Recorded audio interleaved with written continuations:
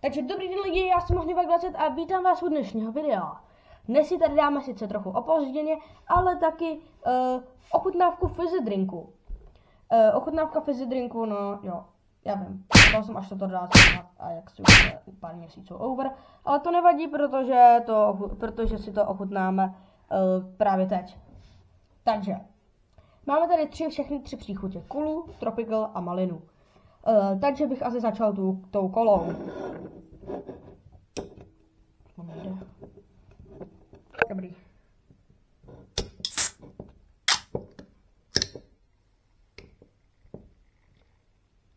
Boblá to. Oh my god.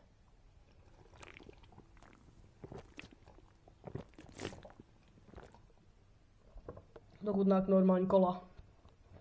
Reálně to chutná možná i trochu líp než ta kola.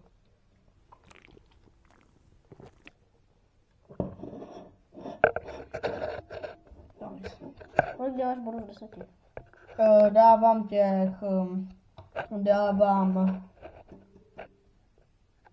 Z 10 bych dal asi takových 8. Je to fakt dobrý. 8 z 10, OK. Tak další, teď já tropical. Takže teď si dáme tropical.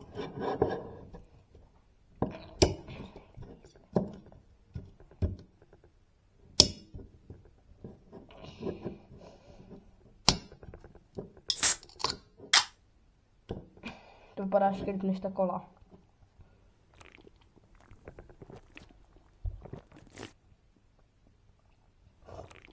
To chutná jako takový ten San Benedito, ten čaj broskový. Taková broskev bych řekl spíš, než Fanta.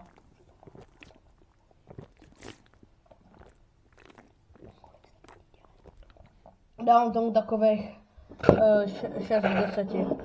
Tak a poslední tady máme malina. Čekám, že bude nějaká dobrá. Tak chutná fakt dobře. To je prostě malinovka. Takže tomu dávám takových 8 z 10 tomu dávám. Takže tady ten tropical všichni říkají, že je nejlepší, ale mě moc nechutná. A kola s tou malinou je k tomu úplně stejně. Takže nejlepší bych dal kolu anebo malinu. A jak se nejsem jistý, takže popřemýšlím, asi dám nejlepší tu kolu. Vím, že to je takový sporný, ale prostě ta malina s tím tropical chutnají hrozně stejně. A ta kola je taková, se odlišuje v tom. Takže jo.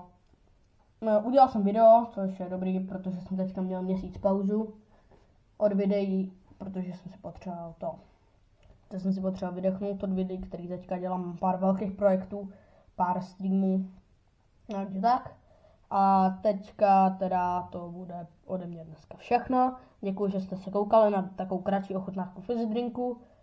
A já se s váma loučím. Čau!